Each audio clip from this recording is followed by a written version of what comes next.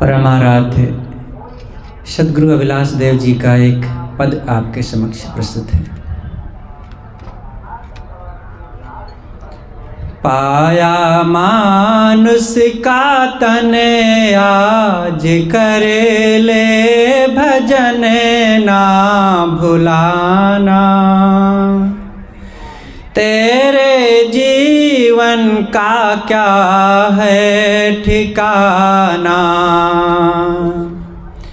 पाया मानुष का तन आज करे ले भजन ना भुलाना, तेरे जीवन का क्या है ठिकाना। खानियों में भटकता तू आया, आज अवसर ये नरे तन को पाया। खानियों में भटकता तू आया, आज अवसर ये नरे तन को पाया। भाग्य तेरे जगे दांव ऐसे लगे मुक्ति पाना, मन को विषयों से अपने हटाना। पाया मानुष का तन आज करे ले भजन ना भुलाना, तेरे जीवन का क्या है ठिकाना। मृत्यु आकर अचानक धरेगी, तेरी सब अक्ल कुछ ना करेगी।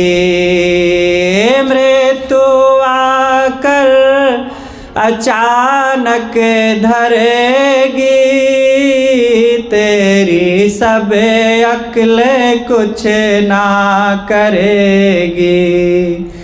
याते साधन में मन कर ले अपनी लगन दूर जाना, क्यों तू पथ में ही बैठा भुलाना। पाया मानुष का तन आज करे ले भजन ना भुलाना, तेरे जीवन का क्या है ठिकाना। विष के वत भोग को छोड़ दे तू, जगत से चित को मोड़ ले तू। विष के वत भोग को छोड़ दे तो, जगत से चित को मोड़ ले तू। नित्य स्वतः रूप भजे मन के आध्यास तज मद जलाना, शांति अभिलाष अपने में पाना। पाया मानुष का तन आज करे ले भजन ना भुलाना, तेरे जीवन का क्या है ठिकाना। तेरे जीवन का क्या है ठिकाना।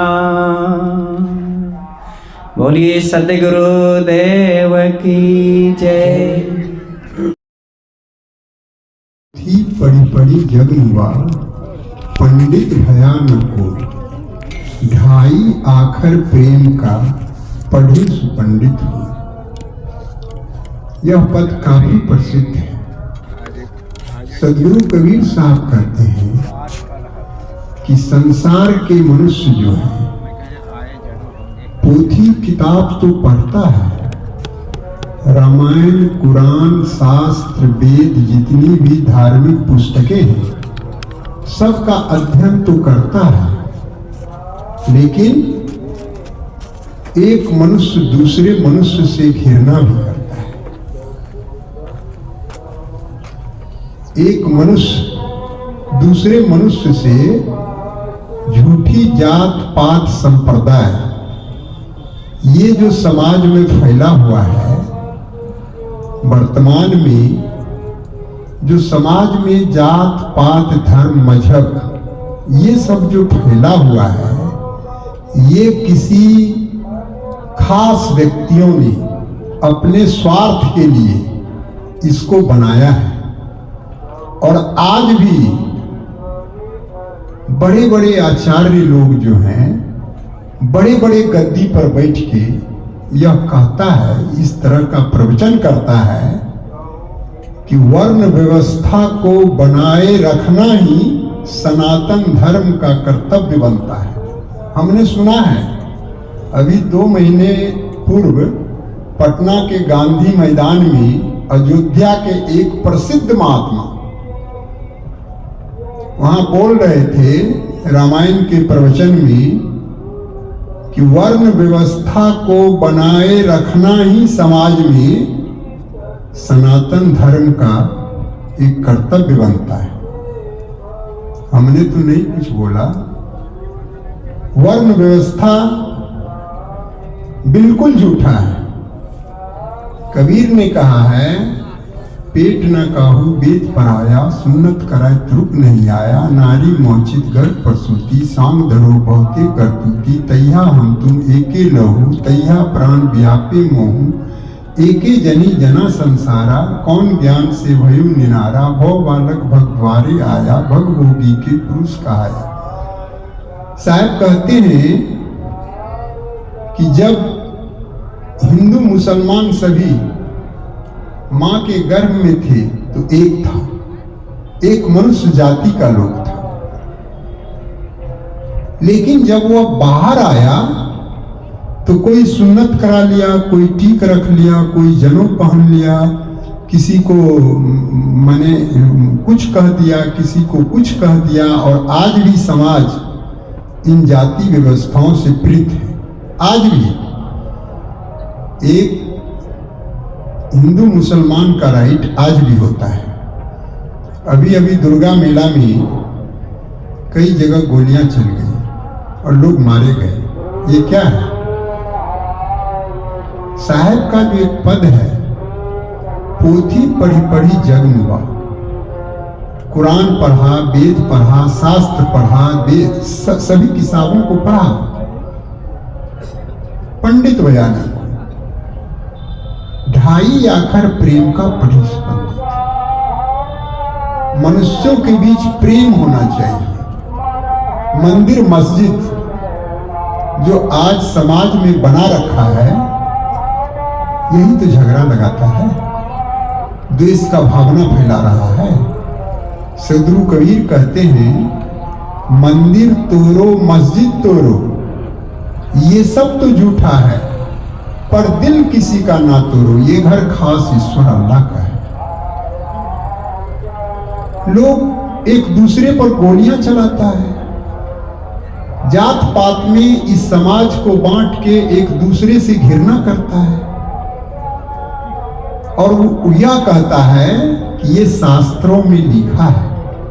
ये बातें जो हैं शास्त्रों में लिखा है, जात पात को तो भगवान ने ही बनाया है, ये कहता है। और लोग मानते भी हैं। एक व्यक्ति मिले, कई ऐसे लोग मिले, उन्होंने जब उनको मैंने कहा कि भाई तुम भी मनुष्य हो, हम भी मनुष्य हैं, सभी तो एक हैं, तो वो कहता है नहीं नहीं साहब, हम तो ऊपर से बन के ही आए हैं, ये वैश्य क्लास, शूद्र क्लास है हम लोग साहब। ऐसी बात नहीं है कि हम लोग ये हम लड़े भैया, जैसा हम है तैसा तुम हो, जैसा ब्राह्मण है तैसा वो है। अब जिसमें अगर किसी शूद्र में भी अगर गुण है, ज्ञान है, तो वही तो ब्राह्मण है। और किसी ब्राह्मण में अगर गुण नहीं है, मानवता का भाव नहीं है, वह उसे ज्ञान नहीं है, तो वही तो शूद्र उस तरह का व्यक्ति होता है। कि जात पात धर्म मजहब समाज में जो आज हम देख रहे हैं, ये बहुत ही बुरा है और ये राष्ट्र आज इसी में उलझा हुआ है। इस देश के सामने एक बहुत बड़ी समस्या है जातीय दंगाओं का, जो मणिपुर में अभी कितने लोग मारे गए, ये होते रहता है। अज्ञानता के कारण होता है। मानवता मानव के बीच में प्रेम नहीं होने से होता है। ऐसे लोग जो पूजा नमाज करता है, जो बंदूकें उठा लेता है धर्म के नाम पर, जो एक दूसरे से घृणा करता है धर्म के नाम पर, उसका जीवन बेकार है। इसीलिए हम सबों को आपस में प्रेम रहना चाहिए। अगर प्रेम है, आपस में हम एक दूसरे से कटुता से नहीं बोलते हैं, प्रेम से बोलते हैं, सबके प्रति माने हित सोचते हैं, सबको अपना समझते हैं, तो इसी को तो सच्चा धर्म कहा जाता है। लेकिन आज क्या हो रहा है? कबीर साहब एक मानवतावादी संत थे और कबीर साहब की एक एक पंक्ति लोग अगर एक साखी अपने जीवन में उतार ले तो उसका जीवन धन्य हो जाएगा। एक वाणी ही बहुत है। कबीर आप ठगाइए और न ठगिए को, आप ठगे सुख उपजे और ठगे दुख हो। सदगुरु कबीर साहब कहते हैं, कबीर आप ठगाइए और न ठगिए। साहब कहते हैं आज दुनिया एक दूसरे को ठगने में लगा है, झूठ बोल के ठग लेता है, ये कर लेता है। साहब कहते हैं किसी को मत ठगो, और अगर कोई मुझे ठग लिया तो ठग लिया, हम किसी को ना ठगे। यही तो धर्म है। लेकिन आज क्या हो रहा है? धर्म जो है पूरे संसार के लिए धर्म एक ही है। धर्म दो नहीं हो सकता है, और वो निहित है। जैसे आग का धर्म है वस्तुओं को जला देना। दुनिया का आग, चाहे हिंदू घर का आग हो, मुसलमान घर का आग हो, सिख ईसाई पारसी घर का आग हो, तो किसी भी वस्तु को जला देगा। उसमें वह धर्म नहीं है। पानी का धर्म है स्लोपिंग। पानी को जमीन पर गिराओगे तो जिधर स्लोपिंग होगा वह उधर बह जाता है। ये सब धर्म निहित है। मनुष्यों का क्या धर्म है? हमारा आपका क्या धर्म है? हम नहीं चाहते हैं कि लोग हमें गाली दें, हम नहीं चाहते हैं कि लोग हमारे साथ दुर्व्यवहार करें, झूठ बोले, कपट करें, ईर्ष्या करें। तो हमारा भी धर्म होता है कि हम दूसरे के साथ प्रेम से रहें, अच्छा से रहें, किसी को ठगे नहीं, किसी से झूठ ना बोले, किसी का सामान ना चुराएं।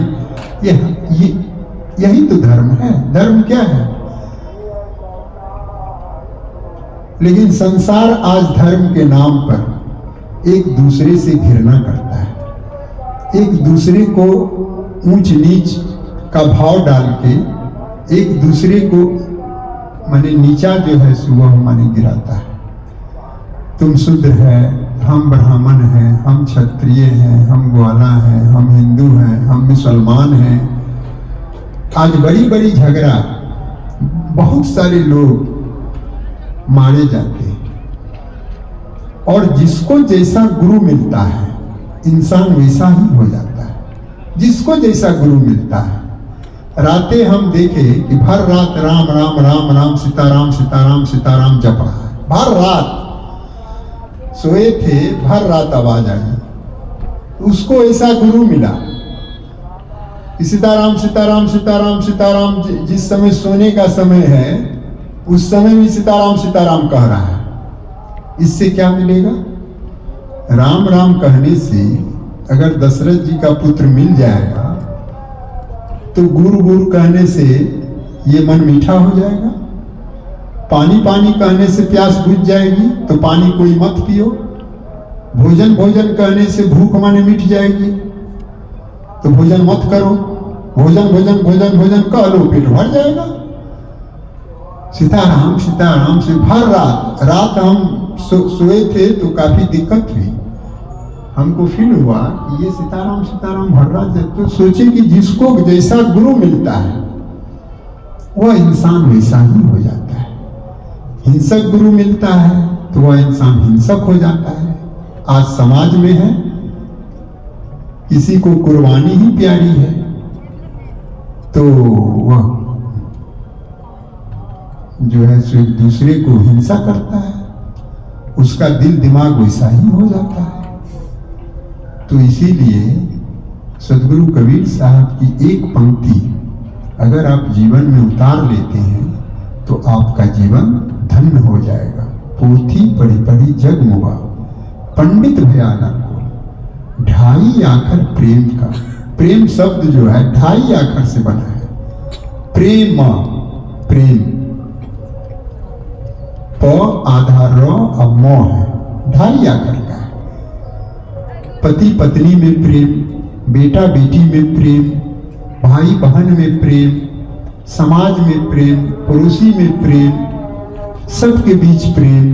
जिसका जीवन प्रेममय हो जाएगा, समझो वह पूजा कर रहा है, उसका जीवन धन्य है, वह बहुत ही सुंदर जीवन जी लेगा। तो प्रेम की आवश्यकता है। तो आपस में सभी लोग प्रेम से रहें, प्रेम से जीवन जिए। इसी शब्दों के साथ मैं अपने वाणी में विराम देता हूँ। बोलिए सद्गुरुदेव की जय, संत समाज की जय, भक्त समाज की जय।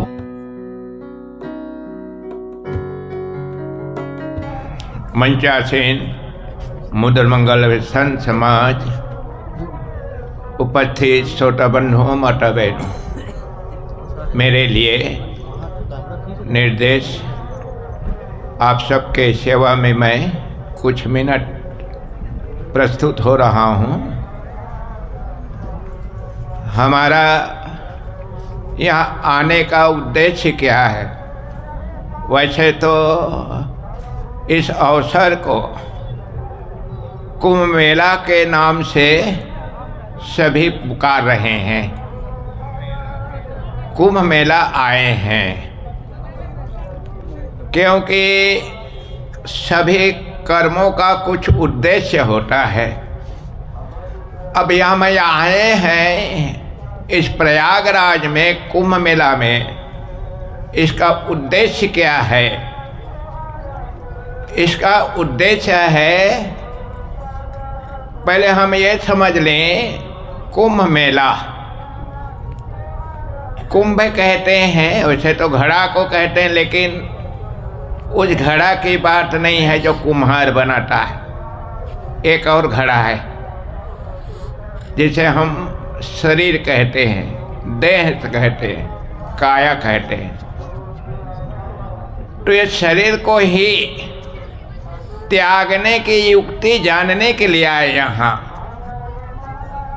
इस प्रयागराज में। इस शरीर को कैसे सदा के लिए छोड़ा जाए? क्यों? ये शरीर ही सारे दुखों के केंद्र है। सदगुरु कबीर साहब ने कहा, तन धरि सुखिया काहू न देखा, जो देखा सो दुखिया।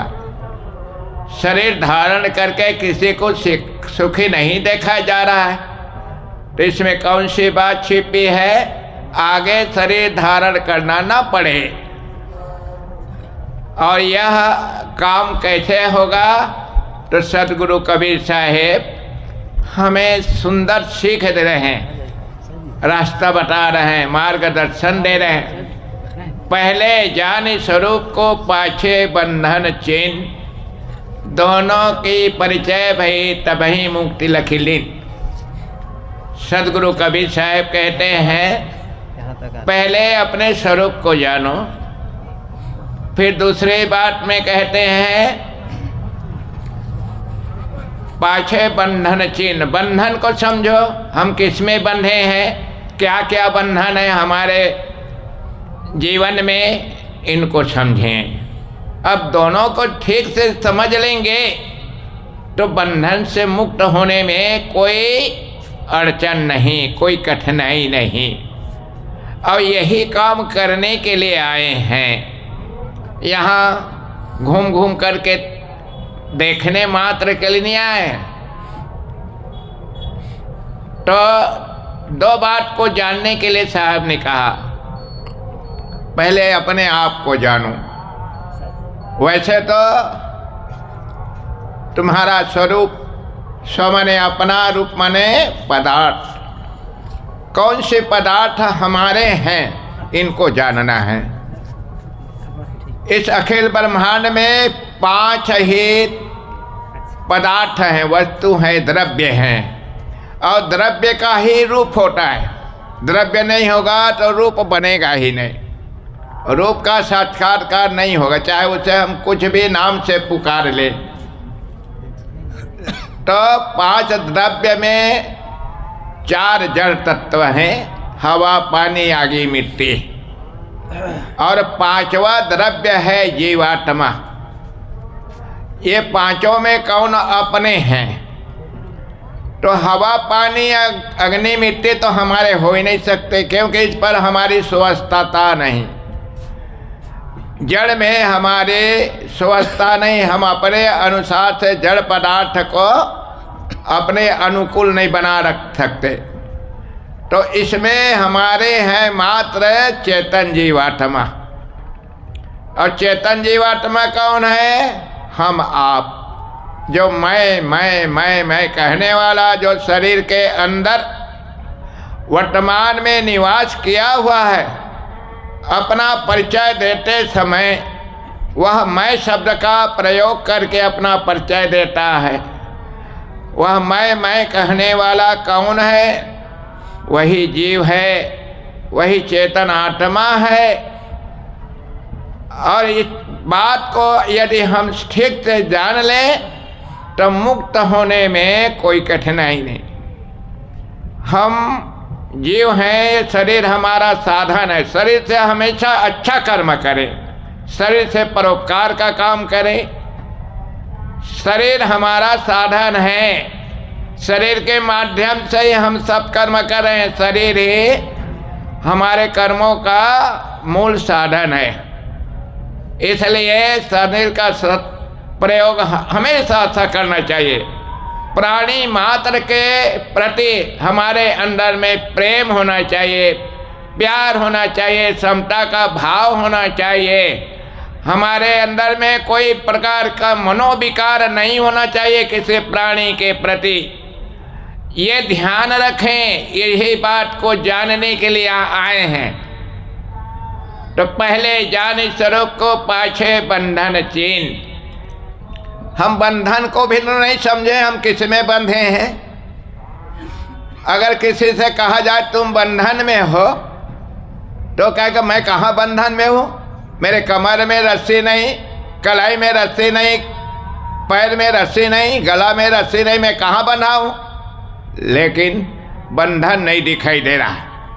सदगुरु कबीर साहब ने कहा भी है, बिन रसरे जग सकलो बंधा, बंधा कहे अलेख, दिन्हा दर्पण हस्त में चक्षु बिना क्या देख।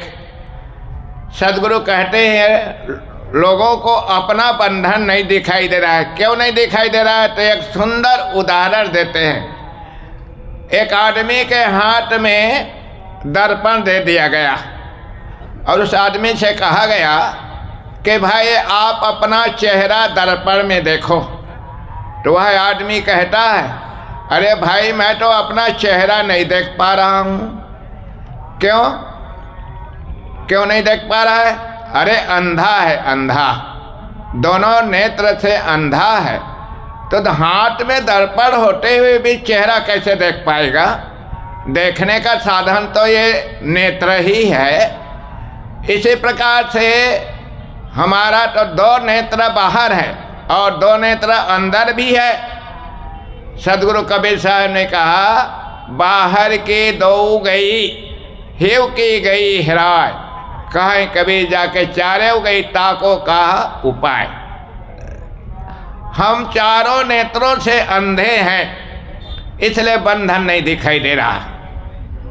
बंधुओं, इस बंधन को काटना है तो अंदर का नेत्र खोलें, अंदर का नेत्र को साबित रखें। अंदर के नेत्र क्या है? विवेक और विचार। विवेक और विचार ही हमारे अंदर के नेत्र है, हृदय के नेत्र है। इन दोनों नेत्र को अच्छा बना के रखें, विवेक करें। हमारा व्यवहार किस प्रकार से होना चाहिए? हमारा व्यवहार निज और दूसरों के लिए दुख का कारण न बने, अपने लिए भी कारण न बने दुख का, और दूसरों के लिए दुख का कारण न बने। हमारा व्यवहारिक जीवन के जितने कर्म हैं और परमार्थिक जीवन के कर्म जो उसको विशेष रूप से जानना है। दो प्रकार के बंधन सदगुरु कबीर साहब बताए, खानी जाल और बाणी जाल। खानी जाल का समाधान तो हो रहा है चारों तरफ, बाणी जाल इतना ज़्यादा प्रभावशील है समाज में कि बाणी जाल का समाधान नहीं हो पा रहा है। क्यों नहीं हो पा रहा है? इसलिए नहीं हो पा रहा है कि जो मूल शब्द है उन शब्द की व्याख्या परिभाषा नहीं जानते। जैसे राम और कबीर, कबीर पंथी और रामानंदी दोनों आपस में तनावग्रस्त रहते हैं। क्यों रहते हैं? इसलिए कबीर शब्द है और राम शब्द है, इनको ठीक से नहीं जाने। इसलिए ये दोनों शब्द आज समाज के लिए लड़ने का कारण बना हुआ है। तो दोनों शब्द पर हमें विवेक करना है, परिभाषा सही जानना है। कबीर किसे कहते हैं और राम किसे कहते हैं? सदगुरु कबीर साहब ने बढ़िया ढंग से समझाने का प्रयास किए। काया वीर कबीर, काया माने शरीर, वीर माने चलाने वाले, शरीर को जो चला रहा वही कबीर है। और हृदय बसे ते राम, हृदय में जो बसा हुआ है, कौन बसा है? हृदय तो फोटो में होता नहीं, चित्र में होता नहीं, जल पदार्थ में होता नहीं, पत्थर में होता नहीं। हृदय तो होता है प्राणी के शरीर में। तो शरीर के अंदर में रहने वाला कौन है? वह जीवात्मा है। जीवात्मा ये शरीर को चला रहा है और जीवात्मा ही शरीर में रमा है। इसलिए ये जीवात्मा ही राम हुआ और जीवात्मा ही कबीर हुआ। और हम सब जीव, कबीर हम ही सिद्ध हो रहे हैं, राम हम ही सिद्ध हो रहे हैं। अपने से पृथक अन्य कबीर मान करके उसकी वंदना करेंगे, अन्य कबीर राम मानकर, अन्य राम को मान करके उसकी वंदना करेंगे, वो सुनने वाला नहीं। न हमारे दुखों को दूर कर सकता है, न हमारे अंदर में समता का उपदेश कर सकता है। ये जो मानव के रूप में सदगुरु बैठे हैं, उनके पास हम अपनी दुखड़ा सुनाएं, वह हमें समाधान देंगे। तो इस प्रकार से सदगुरु कबीर साहब बहुत सुंदर ढंग से हमें समझाने का प्रयास किए हैं। सदगुरु कबीर साहब की वाणी बीजक में संकलित है। आप सब बीजक पढ़ें, और बीजक पढ़ेंगे तो निश्चित ही आपको बोध होगा और दुखों से छूटने में आपको भी कोई कठिनाई नहीं होगी। तो इस प्रकार मैंने अपना कुछ समय में ही अपना विचार दिया। मैं अपनी वाणी को यहीं पर विराम लगाता हूँ। बोलिए सद्गुरुदेव की जय।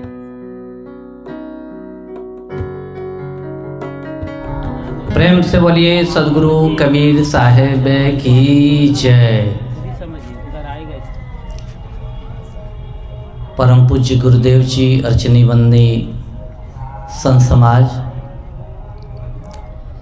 इस सभा में विराजमान सम्माननीय सत्संग प्रेमी सज्जनों, माताओं, बहनों, प्यारे बच्चों,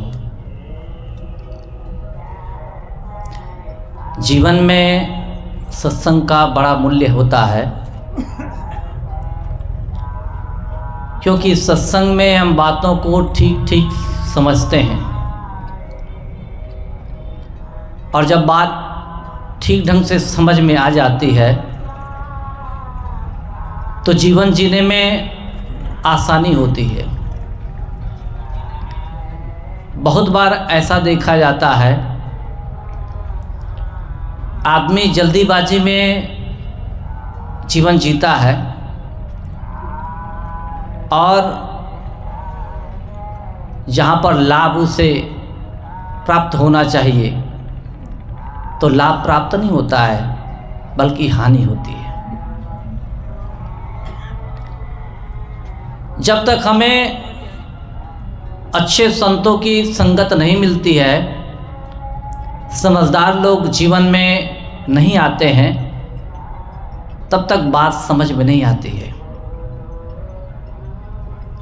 इसलिए सत्संग सुने, सुनने के साथ साथ विचार भी करें। यह नहीं समझ लेना चाहिए कि जो बातें गुरुजी ने कही हैं उन पर विचार करना अपराध है, ऐसा कभी नहीं सोचना चाहिए। मान लीजिए हमें गुरुजी ने पैसे दिए, एक नोट की गड्डी दी और गुरुजी ने कह दिया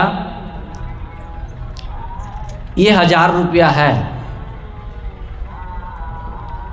हम मान लिए ठीक है 1000 रुपया है, लेकिन पैसा हम गिन कर देखें तो यह नहीं है कि हम गुरुजी की आज्ञा का उल्लंघन करते हैं या फिर उन पर हमारी श्रद्धा नहीं है, हमारा विश्वास नहीं है, ऐसी बात नहीं। लेकिन पैसा क्या चीज़ है? गिनने की चीज़ है। गुरुजी ने पैसे दिए, लेकिन हमारा भी कर्तव्य होता है कि उस पैसे को गिने। गिनने से क्या होगा यह भी समझ में आएगा। हो सकता है गिनते गिनते उसमें एक कम आए, हो सकता है एक ज़्यादा भी हो।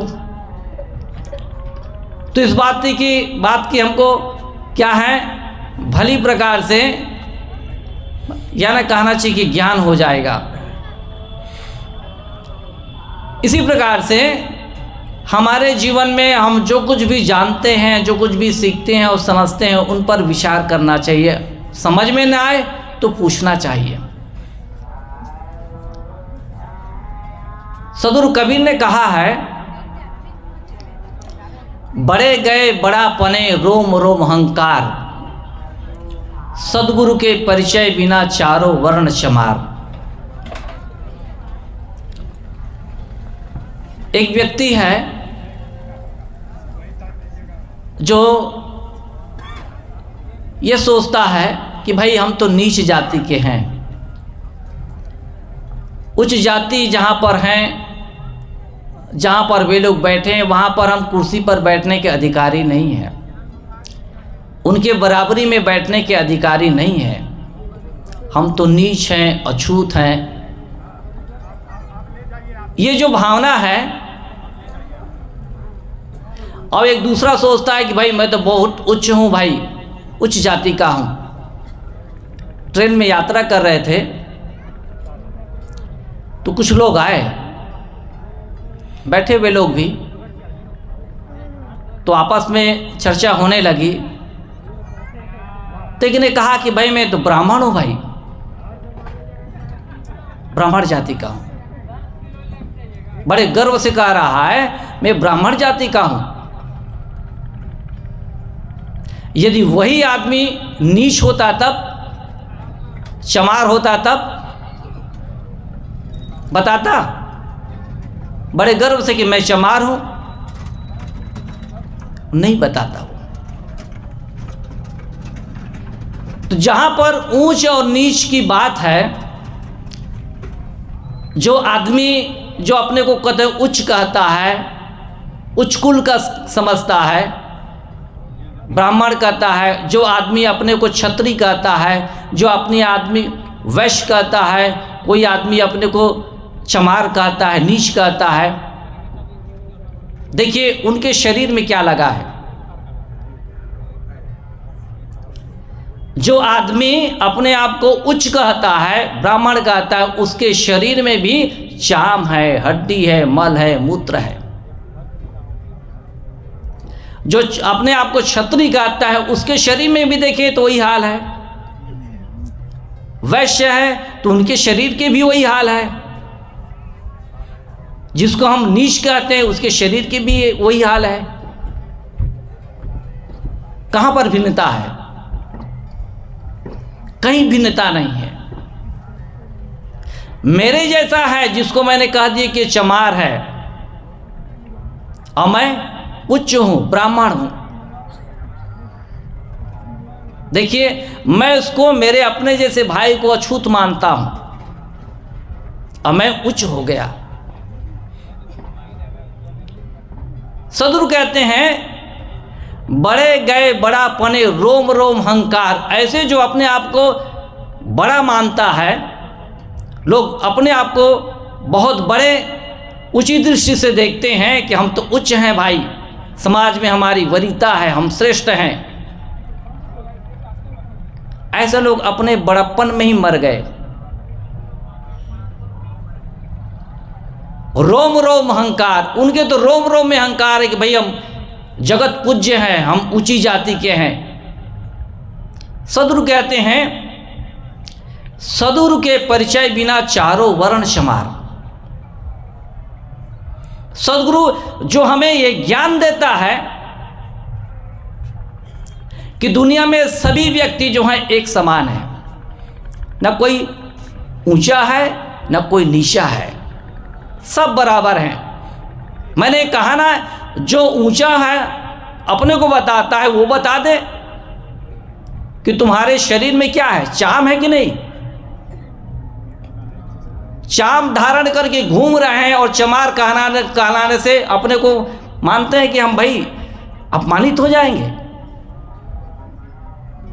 दूसरे को चमार कहने के लिए हम बहुत आगे हैं, और चाम लेके हम घूम रहे हैं, चमार नहीं है क्या। चमार वो है जो चाम का यार है, चाम का यार, उसको कहते चमार। चमार कोई जाति नहीं है। जो चाम में आसक्त है उसको कहते हैं चमार, और जो अपने आप में आसक्त है उसको कहते हैं ब्राह्मण। जो ब्रह्म को जानता है उसको कहते हैं ब्राह्मण, और जो चाम को ही जानता है, जिनकी बुद्धि चाम तक ही सीमित है, वो है चमार। चाहे किसी भी कुल में जन्म लिया हो तथाकथित। जब इतनी छोटी सी बात आदमी नहीं समझता है तो वो समाज को कहां लेके जाएगा, रसातल में लेके जाएगा। उच्च वर्ग के लोग जिनको हम कहते हैं, वो कभी नहीं चाहते कि समाज एक रूप हो, कभी नहीं चाहते। वो चाहते हैं कि हमेशा एक खाई बनी रहे। ये खाई ऐसा नहीं कि समाज में, अपने घर में भी खाई बनाते हैं। इसलिए इस बात को समझना चाहिए। सदगुरु कबीर साहब जी कहते हैं, सदगुरु के परिचय बिना चारों वर्ण क्षमार। सदगुरु ही बताते हैं कि ये तुम्हारे शरीर के अंदर एक ऐसा तत्व विद्यमान है जिसको जान लेने से जो बड़ी चीज़ है कहना चाहिए, जिसको कहते हैं आत्मा, जीव, अपने आप। यह हमारे लिए बड़ी चीज़ है। तो बड़ी चीज़ है तो उसको जान लेना, वही ब्राह्मण का लक्षण है। और शरीर को जानता है, शरीर बुद्धि है, शरीर में आसक्त है, वो है चमार। अब समझ लीजिए, हम अपने आप पर गणित लगाएं कि हम चमार हैं या फिर ब्राह्मण हैं। ये समझ में आ जाएगी बात।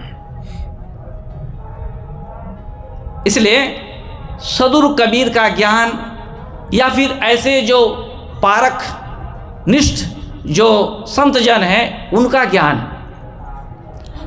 हमें सुनना चाहिए और सुन करके अपने मन में जो संदेह है उसको दूर करना चाहिए। सत्संग का मतलब ही होता है सत्य का संग करना। संतों के द्वारा जो वाणी हमें मिलती है उन पर विचार करना, अब विचार करने के बाद सही है तो उसके जीवन में आत्मसात करना, अब गलत है तो उसकी कोई ज़रूरत नहीं है, वो त्यागने योग्य है। ऐसा जब ज्ञान हमको निष्पक्षता पूर्वक समझने और सुनने में मिलता है तब मन का संदेह दूर होता है। तो मैंने कहा कोई भी आदमी ऐसा नहीं है जो ऊंचा हो और नीचा हो, सब आदमी बराबर हैं। हमारे दिमाग में ऊंच नीच की भावना है, इसलिए हमने किसी को उच्च बना दिया और किसी को नीच बना दिया। हमें ऐसा नहीं करना चाहिए। इस समय ऐसी स्थिति में सदगुरु कबीर की वाणी हमें याद करनी चाहिए कि बड़े गए बड़ा पने, रोम रोम हंकार, सदगुरु के परिचय बिना चारों वर्ण क्षमार। इसलिए सदगुरु हमें बताते हैं कि बेटा तू क्या है, जो मैं हूं वो तू है। मेरे शरीर में जो बोल रहा है वही तेरे शरीर में भी है। अतः तू ब्रह्म को जानेगा तो ब्राह्मण हो जाएगा, अन्यथा शरीर में आसक्त रहेगा तो केवल चमार रहेगा। इसलिए हमें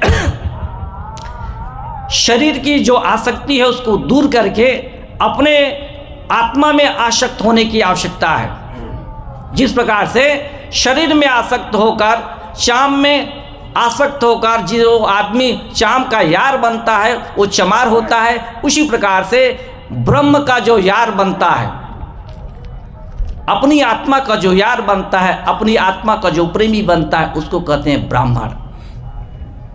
हर आदमी में ये योग्यता है कि वो ब्राह्मण भी बन सकता है, अन्यथा वो चमार तो है ही है, क्योंकि चाम का यार है।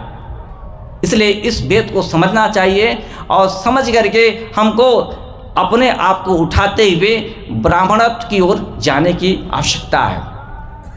इस प्रकार सत्संग में हम संतों की बात सुनते हैं, उनकी वाणी सुनते हैं, उसको विचार करने की आवश्यकता है और विचार करके अपने जीवन को आगे बढ़ाने की ज़रूरत है। यहीं पर अपनी वाणी में विराम देता हूँ।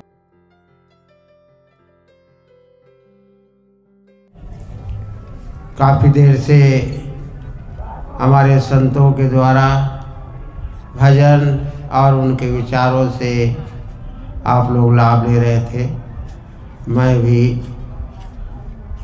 आप लोगों के समक्ष थोड़ा सा निवेदन करूंगा। सदगुरु कबीर साहब की वाणी पर सदगुरु कबीर साहब कहते हैं, माता मरे तो एक फल, पिता मरे फल चार, भाई मरे तो हानि है कहे कबीर विचार। कबीर साहब के उलटवासी आप लोग कई बार सुने होंगे और उस पर विचार भी किए होंगे। कबीर साहब उलटवासी कहने में बड़े माहिर हैं। आज तक कबीर साहब जैसे और कोई संत नहीं हुए हैं जिन्होंने अपने बातों को उलटवासी के माध्यम से कहे हो। लेकिन कबीर साहब की वाणी में आप लोग सुने होंगे, बरसे कंबल भीजे पानी, और भी बैठा पंडित पढ़े पुराण बिन देखा कर बखान, धरती उलट आकाश ही जाए। ये सब उलटवासी के माध्यम से सदगुरु कबीर साहब अपनी बातों को कहना चाहते हैं। तो माता मरे तो एक फल, पिता मरे फल चार, भाई मरे तो हानि है कहे कबीर विचार। माता कोई कहे कि भाई मेरी माता मर जाए तो यह अशुभ है। कोई नहीं चाहता है कि अपनी माँ मर जाए, लेकिन कबीर साहब कहते हैं माता के मरने से एक फल की प्राप्त होती है।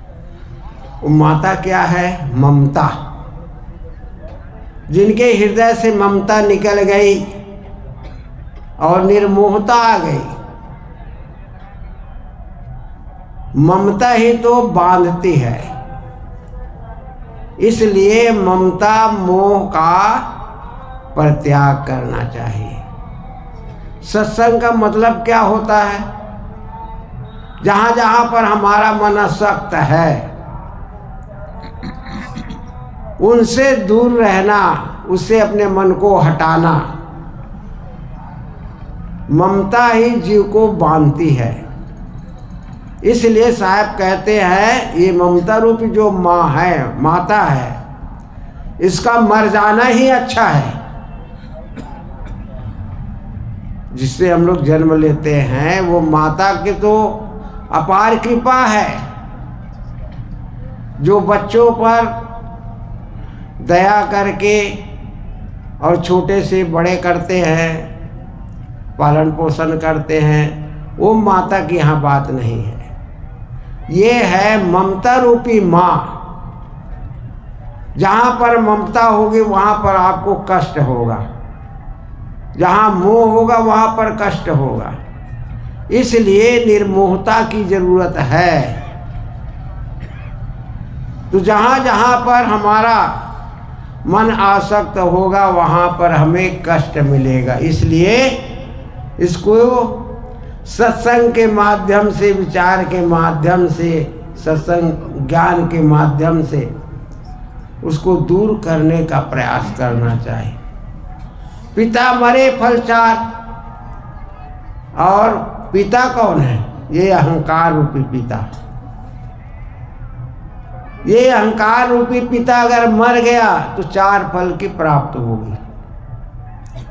अर्थ, धर्म, काम और मोक्ष। भारतीय दर्शन में चार फल भी बताए गए हैं। अर्थ, धर्म, काम और मोक्ष, चार पुरुषार्थ भी बताए गए हैं। तो अर्थ वैसे दो ही है। कामनाओं के पूर्ति के लिए अर्थ होता है और मोक्ष के लिए धर्म की जरूरत है। तो जीवन में अगर अहंकार है तो अहंकारी आदमी के पास अर्थ भी इकट्ठा नहीं होगा, क्योंकि अहंकार के कारण ही और तमाम उनके अंदर में दुर्गुण आ जाएंगे। इसलिए ये अहंकार रूपी पिता को ज्ञान से उसको समन करने की जरूरत है। चाहे शरीर का अहंकार हो, रूप का अहंकार हो, धन का अहंकार हो, पद का अहंकार हो, प्रतिष्ठा का अहंकार हो, साधु और महंत होने का अहंकार हो, ये हमारे विकास में अवरोधक है। इसलिए ये अहंकार रूपी जो पिता है इसको विवेक विचार से समन करो, दूर करो। अगर अहंकार को हम दूर नहीं करते हैं और आप ये सोचकर भी आते हैं कि हम तो जीवन में पाएंगे, लेकिन जो सुविधा मिलती है अहंकार उसमें और रूपी कितना सुधार किया जा जो सकता कांटे है हैं वो उससे हम कष्टित ही रहेंगे। बड़ा हुआ तो क्या हुआ, जैसा पेड़ खजूर, पंथी को छाया नहीं फल लागे अति दूर। खजूर के पेड़ का आप लोग देखे होंगे कितना ऊंचा होता है और टेढ़ मेढ़ होता है और उसकी छाया बहुत थोड़ी होती है। कहीं कांटा खूंटी में जा करके, खाई खंदक में जा करके छाया पड़ती है। वहाँ पर पथिक अगर कोई विश्राम करना चाहे तो उसकी छाया में उसको कहाँ विश्राम मिलेगी। ऐसे ही चाहे आप पद में, प्रतिष्ठा में, ज्ञान में बहुत ऊंचे टूट गए हैं, लेकिन अहंकार के कारण वह किसी को लाभ नहीं हो सकता है। इसलिए अहंकार रूप पिता का समन करो, दिल से निकाल दो, तभी जीवन में अर्थ की भी प्राप्त होगी, धर्म की भी प्राप्त होगी और कामनाओं की भी पूर्ति होगी। और जो मोक्ष है, मोक्ष में तो सभी का परित्याग करने की जरूरत है। तो माता मरे देव फल, पिता मरे फल चार, भाई मरे तो हानि है। भाई भावना भक्ति, जिसके जीवन में श्रद्धा नहीं है, प्रेम नहीं है, भक्ति नहीं है, तो जीवन में हानि ही हानि है। कोई भी काम करने के लिए प्रेम की जरूरत है, श्रद्धा की जरूरत है, भक्ति की जरूरत है। भक्ति भावना, उसके प्रति अनुराग। जैसे सत्संग के प्रति आप लोगों के मन में अनुराग है, श्रद्धा है, प्रेम है, तो यहाँ पर आप लोग बैठे हुए हैं। और जिसका हृदय में प्रेम भक्ति श्रद्धा नहीं है, तो जीवन बिल्कुल अहंकार से भर जाएगा। इसलिए भक्ति की जरूरत है।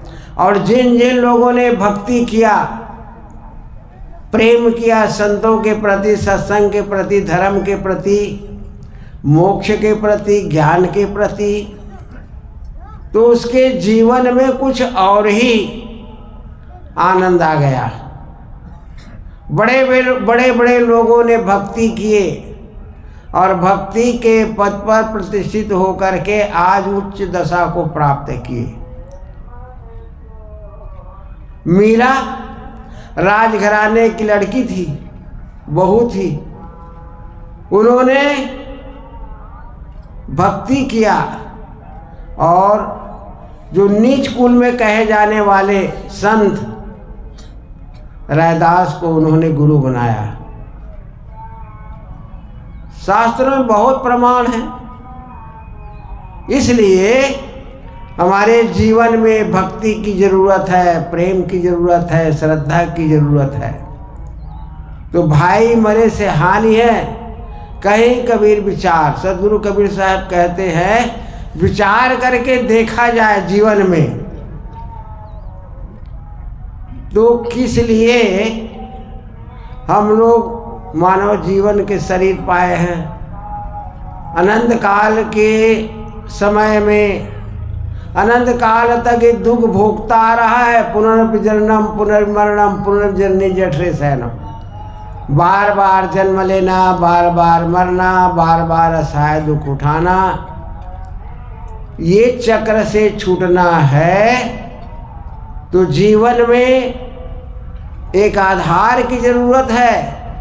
भक्ति की आधार लेना है, ज्ञान का आधार लेना है, सत्संग का आधार लेना है, गुरु संत का आधार लेना है। बिना संत गुरु के आधार लिए जीवन नौका पार नहीं हो सकती है। तो गुरु संत आधार है और न रक्षक कोई किते।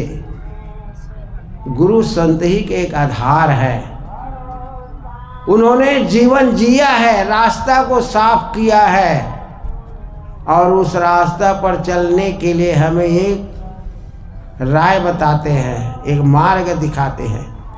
इसलिए हमें और आपको चाहिए कि जीवन में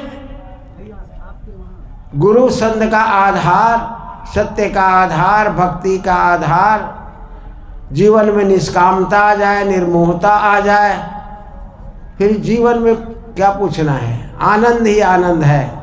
इसलिए सद्गुरु का आधार लेते हुए अपने जीवन को अच्छा बनाना चाहिए, महान बनाना चाहिए। और हमारे जीवन में जो कुछ कांटे खाए आ गए हैं उसको दूर करने का प्रयास इसी जीवन में और इसी समय है। इतना बड़ा महाकुंभ लगा हुआ है, बड़े बड़े जो ब्रह्मवेत्ता ज्ञानी संत साधक वैराग्यवान यहाँ आए हैं और उनके दर्शन पर्शन से, उनके विचारों से लाभ लेकर अपने अंदर के जो दुर्गुण हैं उसको दूर करने का प्रयास करना चाहिए। यही हमारे महाकुंभ में आने का फल है। और जो जितना उसको ग्रहण करेगा उनके जीवन से कांटे निकलेंगे और अपने उनका जीवन कृत हो जाएगा। बस इतना कह करके अपने वाणी को विराम। बोलो सदगुरु कबीर साहेब की जय।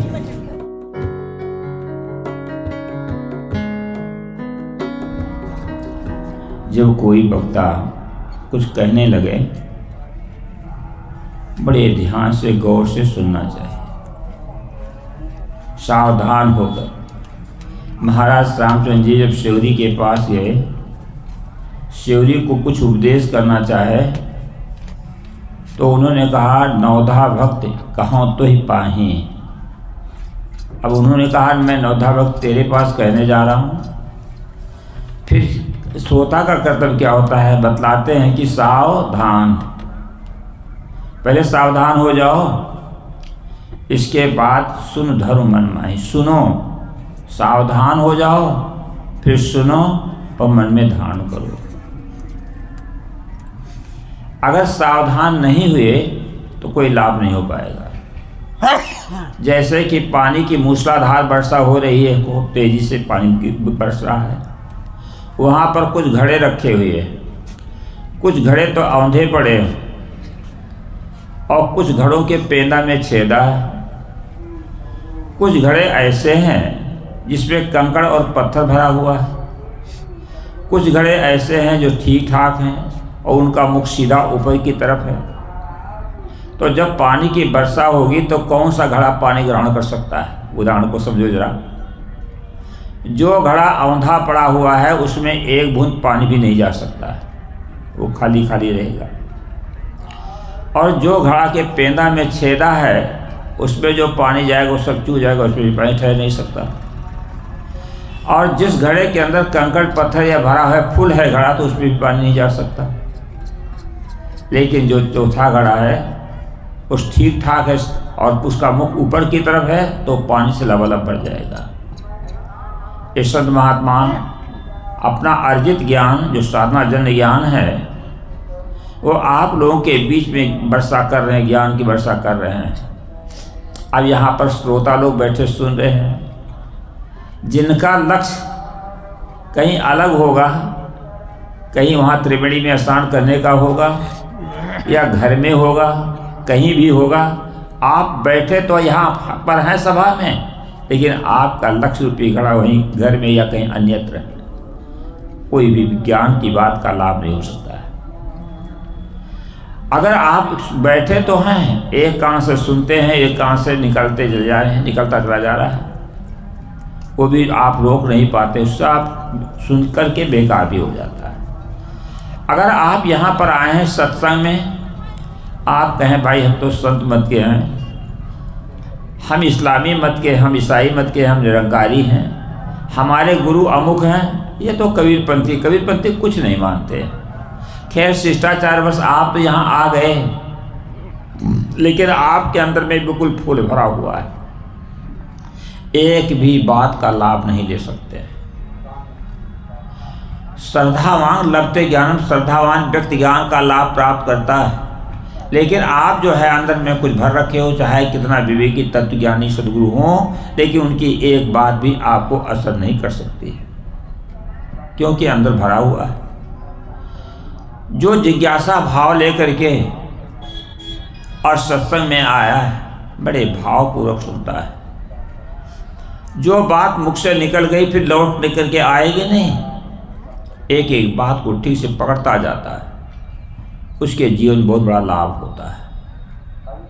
अब हम सत्संग में आए तो पूर्ण सावधान हो करके उन बातों को सुने, तब ये लाभ होगा। अब जरा ये विचार करो, सभी जितने लोग हैं, जितना हैं, वो सभी सुख चाहते हैं, क्योंकि ये आत्मा सुख स्वरूप है। तो जिस प्रकार से चेतन है उसी प्रकार से होना चाहता है, लेकिन दिशा गलत हो गई, उसकी दशा गलत हो गई है। अगर दिशा सही हो जाए तो दशा सही हो जाए। हम भूल गए हैं, अपने आप को भूल के हैरान हो गया, माया में फंसा बंदा की वीरान हो गया। ये माया में जीव फंस करके वीराना सा बन गया है। माया क्या है? ये जितनी भौतिक चीज़ें हैं वो सब माया है। तो कहने का मतलब ये मायावी चीज़ों में फंसे हैं। माया तो शरीर है। श्री विशाल साहब ने कहा है या काया प्रबल माया जीव ही नाच नचाई है। ये देखो शरीर एक प्रबल माया है और ये जीव को नचा रहा है। देह को मैं मानना सबसे बड़ा यह पाप है, सब पाप इसके पुत्र हैं, ये पाप का भी बाप। मैं देह हूँ, देह मान करके सुखासक्ति बस उसी में फंसा हुआ है, इससे पाप कर्म करता है। पंच ज्ञान इंद्रियां हैं और पंच कर्म इंद्रियां हैं और इनके भोगों में ये जीव भूला हुआ है, उस पर सुख मान रखा है, इसमें सुख है। वास्तव में सुख तो नहीं है। जैसे मान लिया आप लड्डू खा रहे हैं या जलेबी खा रहे हैं, कोई मीठा पदार्थ आपको पसंद है, उसको खा रहे हैं। एक लड्डू दिया गया तो खाते बड़ा स्वादिष्ट लगता है, बहुत बढ़िया। अगर दो दिया जाए तो उसे कम में जो है तो सुख मरेगा। अगर 1 किलो लड्डू ला करके रख दिया जाए और खाइए, आप नाराज हो जाएंगे, ये अब नहीं खाएंगे। कोई कह रहे और खा लो और खा लो। गुजरात में एक साधु थे, तो वहाँ भाई भोजन तो अच्छी तरह ढंग से बनता है, तो लाड़ू बनाते हैं। वहाँ का लाड़ू को वही पूड़ी बना करके कूट करके उसमें तो आम मेवे मिलाए जाते हैं और क्या क्या चीज़ मिलाते हैं, बहुत बढ़िया लड्डू बनता है। तो हम भंडारी थे, अब भोजन हम परस दिए सबको।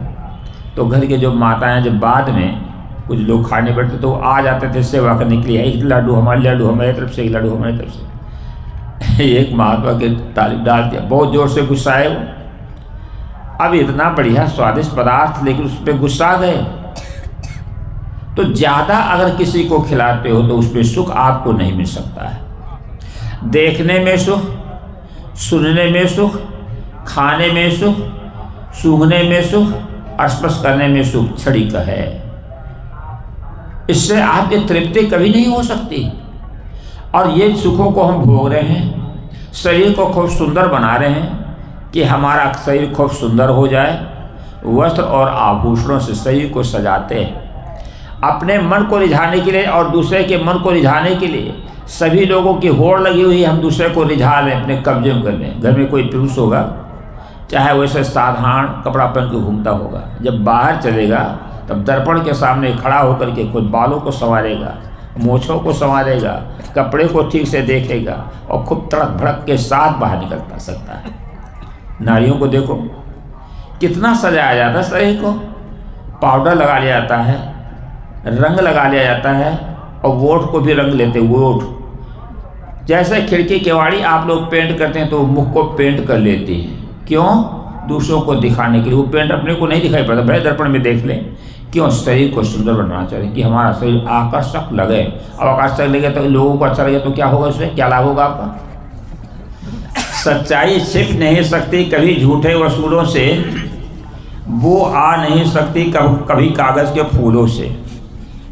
आप शरीर को कितना सुंदर बनावें, आकर्षक बनावें, लेकिन इसकी मलिनता कहीं दूर हो सकती है, गंदगी दूर हो सकती है क्या? हड्डी की झोपड़ी है, गीला चाम लपेटा है, खून और मांस, टट्टी और पेशाब भरा हुआ, जो रहे करवा सो निकले टूटी। इसको कितना सुझाव लोगे? लेकिन यहाँ तक गहराई तक बोध न होने के कारण से शरीर में आदमी रिश्ता है और शरीर को संवारता बनाता है। तो इसको कितना सुंदर बनाओगे, ये शरीर को अच्छा बना नहीं सकते। ऐसे भौतिक चीज़ों को आदमी उससे भूला हुआ है और इस भूल को त्याग करना है। एक ज्ञान के द्वारा ही आपकी भूल मिट सकती है। और भूल मिटे गुल मिले पारखी, पारख दें लखाई, और कहें कभी भूल की औसत पारख सबकी भाई।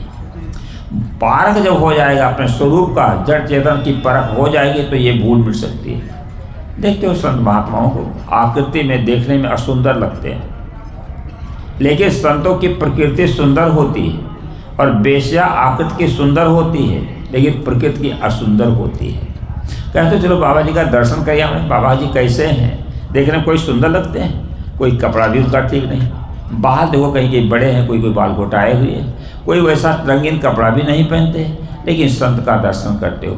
सदगुरु श्री विशाल साहब वृद्धावस्था में एकदम शरीर भूजा भाटा के सही का हो गया था, क्योंकि खाद सिकुड़ जाती बुढ़ापा में, बहुत बूढ़े थे। लेकिन सदगुरु श्री विशाल देव कबीर साहब के समान, जिसे कबीर साहब ने कहा, मस कागज छो नहीं कलम गाँव नहीं हाथ, चारों जुग का महात्म कबीर मुखे जनाई बात। कबीर साहब ने कलम कागज नहीं छुआ और बातें मुख से बोल दिया, शिष्यों ने लिख लिया। उसी प्रकार से सदगुरु श्री विशाल देव थे। मैंने उनका 1960 से कई बार दर्शन कर चुका कि वो आकृति के देखने के उतना देखने में सुंदर नहीं लगते थे, लेकिन महान संत हैं जिन्होंने पद बना करके बोल दिया। भयान, मुक्ति द्वार, सत्यनिष्ठा, नवनियम 4 पुस्तकें बन गई। तो कहने का मतलब ये संत आकृति के सुंदर होते हैं, लेकिन प्रकृति के सुंदर होते हैं। इसलिए संत का दर्शन करते हैं लोग, संत को भगवान कहते हैं। हमारे घर आए संत भगवान। तो सज्जनों, हम प्रकृति को सुंदर बनाने के लिए कोशिश करें।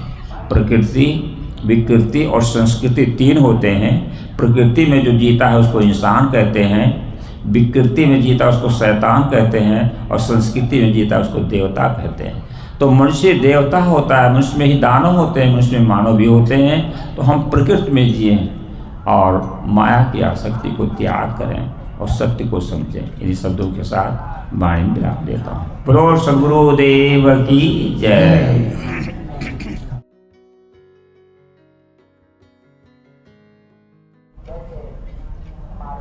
धर्म प्रेमी सज्जनों, श्रद्धा मूर्ति देवियों, सदगुरु कबीर ने बीजक में एक पद में कहा है, नर हरि लाग दौं विकार बिन ईंधन, मिले न बुझावन हारा। मैं जानो तो ही से व्यापे जरत सकल संसारा। पानी माही अग्नि को अंकुर जल बुझावे पानी, एक न जरे जरे नौ नारी युक्ति न काहू जाने। शहर जरे पहरू सुख सोवे कहे कुशल घर मेरा, पुरिया जरे वस्तु निज उबरे विकल राम रंग तेरा। कुब्जा पुरुष गले एक लागा पूजी न मन की श्रद्धा, करत विचार जनव गौ से ईतन रहत असाधा। जान बूझ जो कपट करत है, तही असमंद न कोई, कहे कबीर तही मूढ़ को भला कौन विधि हुई। प्रारंभ की पंक्तियों पर हम कुछ विचार करें, उसके पहले अंत की 2 पंक्तियां अत्यंत महत्वपूर्ण हैं, जो हम लोगों को अपनी ओर झांकने के लिए प्रेरित करती हैं।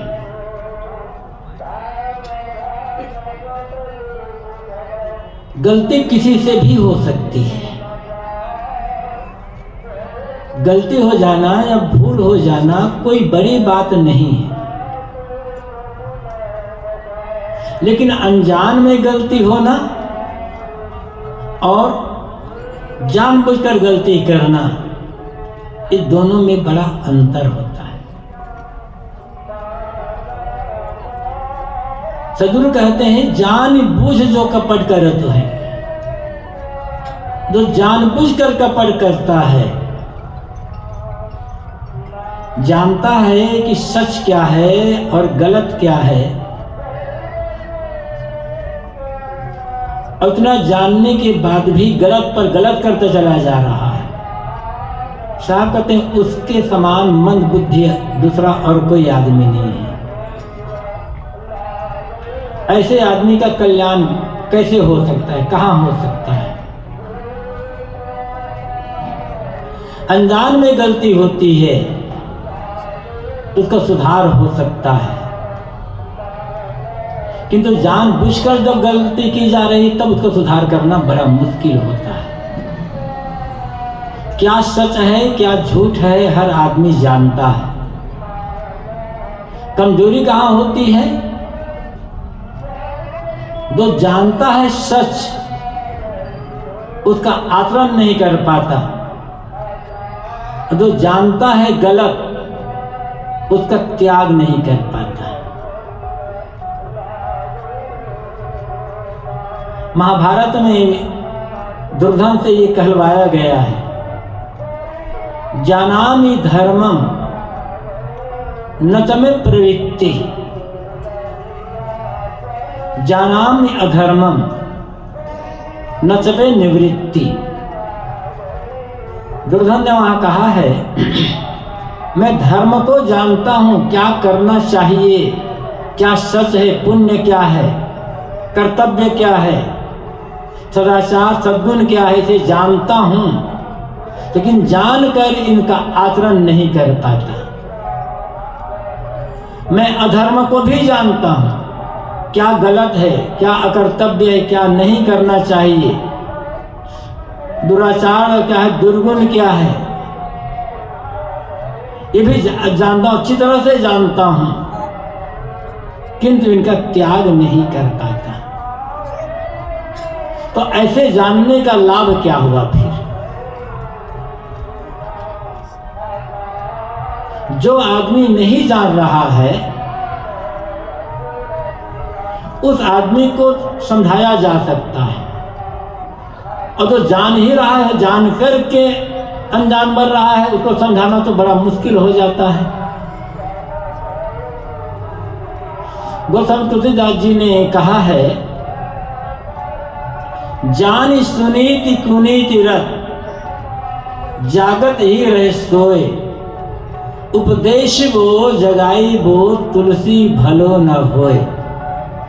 जो सुनीति को जानकर कुनीति में जा रहा है, सुमार्ग को जानते हुए भी कुमार्ग में जा रहा है, और जो जागते हुए सोने की नकल कर रहा है, सोने का स्वांग कर रहा है, वो स्वामी जी कहते हैं ऐसे आदमी को समझाना और जगाना अच्छा नहीं होता है।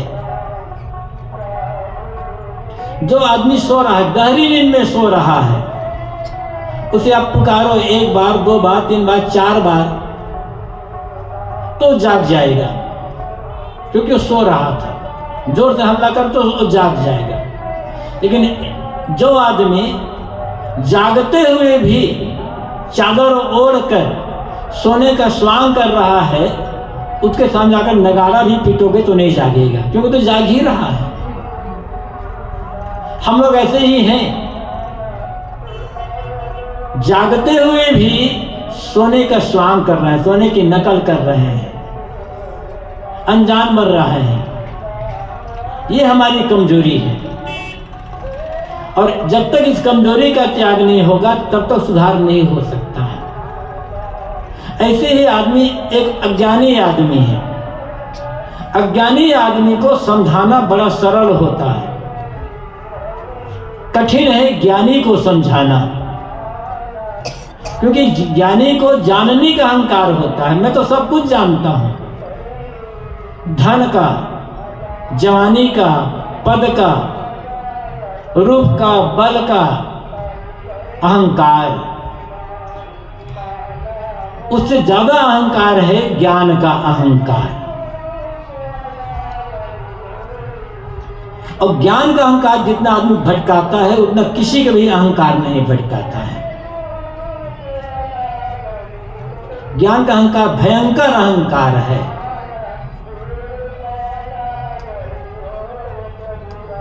किसी व्यक्ति से आप पूछिए, किसी भी व्यक्ति से अचानक पूछ दें कि आप ज्ञानी हैं या अज्ञानी हैं,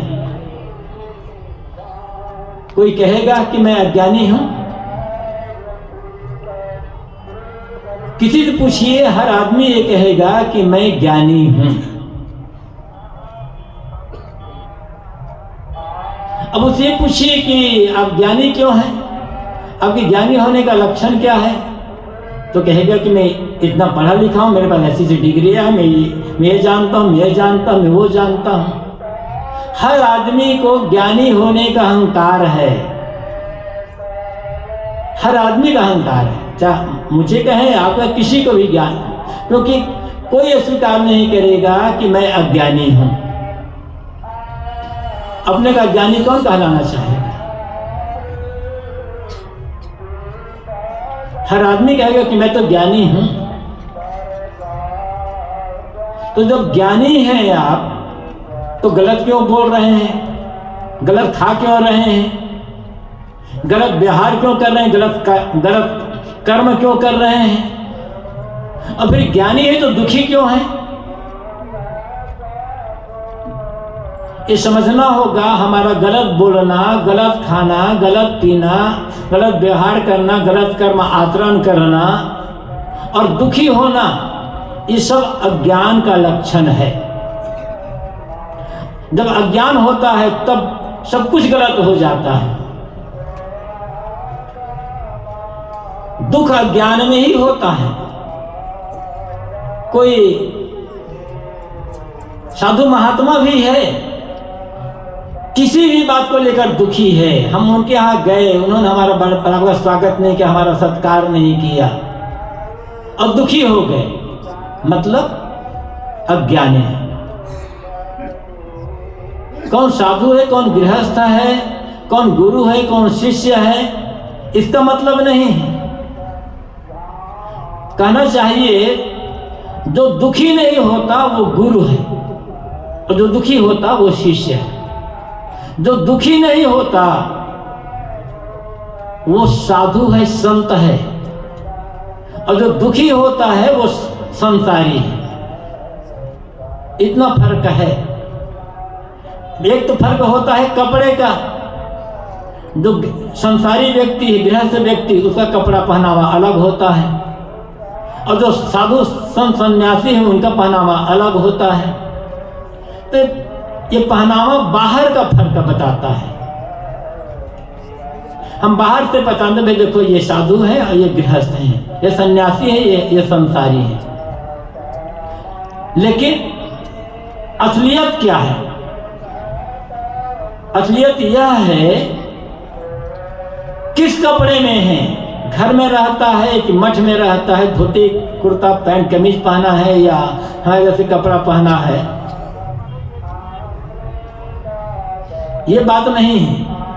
किसी कपड़े में हो, जो दुखी नहीं होता, भले पैंट कुर्ता में है, साड़ी ब्लाउज में है, घर में रहते हैं, जो दुखी नहीं होता तो सन्यासी है, वो संत है। भले साधु का कपड़ा पहना हुआ है, दुखी होता है तो संसारी है। बाहर से सन्यासी, भीतर से संसारी। क्यों? क्योंकि दुख अज्ञान में होता है, दुख साधना की कमजोरी में होता है, दुख आत्मसंयम के अभाव में होता है। नियम सबके लिए बराबर है। कौन संत, कौन असंत, कौन साधु, कौन गृहस्थ, कौन गुरु, कौन चेला, कौन अनपढ़, कौन विद्वान, ये सब बाहर की बात है। जीवन के क्षेत्र में सब बराबर हो जाते हैं। तो मैं कह रहा था कि किसी से पूछा जाए कि आप ज्ञानी हैं या अज्ञानी, हर व्यक्ति ये कहेगा कि मैं तो ज्ञानी हूं। तो ज्ञानी है तो दुखी क्यों है? और दुख का कारण कहीं ना कहीं गलत हो रहा है। जैसे जब कहीं पर कोई चीज सड़ती है तो वहां से दुर्गंध आती है। कहीं भी कुछ भी चीज सड़ रही होगी, बिना सड़न के दुर्गंधी नहीं आएगी। दुर्गंधी आ रही है मतलब कोई ना कोई चीज वहां सड़ रही है, तभी दुर्गंधी आ रही है। ऐसे जो दुख है दुर्गंधी है। सड़ क्या रहा है? हमारे भीतर में विकारों की सड़न है। अनेक प्रकार के विकार हैं, नाम का अनेक प्रकार के विकार। ये विकार जब सड़ते हैं तब दुख रूपी दुर्गंधी पैदा होती है। और विकार क्यों होते हैं जीवन में? अज्ञान के कारण। ज्ञानी वह है जिसने अपने मन के सारे विकारों का त्याग कर दिया है। और अज्ञानी वह है जो विकारों में जीवन जी रहा है। निश्चित है कि एक बार भी कोई भी व्यक्ति सारे विकारों का एक साथ त्याग नहीं कर सकता है, लेकिन ईमानदारी होनी चाहिए ना। जितनी हमारी समझ है धीरे धीरे एक एक कमी को, एक एक दोष को, एक एक विकार को दूर करते जाएं। निरंतर हम प्रयत्न करते जाएंगे, निरंतर हम प्रयत्न करते रहेंगे तो ऐसा समय आएगा जब हमारे मन के सारे विकार दूर हो जाएंगे, और ये ज्ञान का लक्षण है। तो हम कितना जानते हैं ये हमारे ज्ञानी होने का लक्षण नहीं है। ज्ञानी होने का लक्षण होता है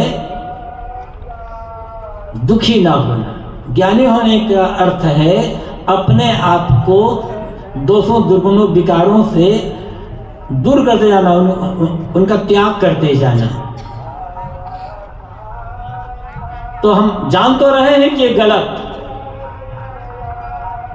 फिर भी कर रहे हैं, मतलब अज्ञान में करते हैं। सारे गलत कर्म कुछ भी हो, गलत बोलना, गलत खाना, गलत पीना, गलत सोचना, कुछ भी हो, सब अज्ञान में ही होते हैं। और इसी अज्ञान को दूर करने के लिए साधु संगति, सत्संग की आवश्यकता होती है, स्वाध्याय की आवश्यकता होती है। साधु संगति भी कर रहे हैं, ग्रंथ भी पढ़ रहे हैं, सत्संग में भी बराबर बैठते हैं, फिर भी जीवन में दुख है, इसका मतलब हमारा सब ऊपर चल रहा है, और ऊपर का तैरना काम नहीं आएगा। तो सदगुरु कबीर कहते हैं कि जानबूझ जो कपट कर होते यस मन न कोई, जानबूझ करके कपट करता, जानबूझ कर गलत काम करता है, उसके जैसा अभागा दूसरा कोई नहीं है। मैंने उदाहरण दिया था दुर्योधन का। दुर्योधन कहते हैं कि मैं जानता हूं कि धर्म क्या है, क्या करना चाहिए, लेकिन मैं धर्म का आचरण नहीं करता, वो काम नहीं कर सकता। अधर्म को भी जानता हूं कि क्या पाप है, क्या गलत है, लेकिन उसका त्याग नहीं कर पाता। और हम भी ये कर रहे हैं, तो एक दुर्योधन में और हम में अंतर क्या हो? कोई व्यक्ति किसी को, चाहे मुझे हो, आपके हो, कोई किसी को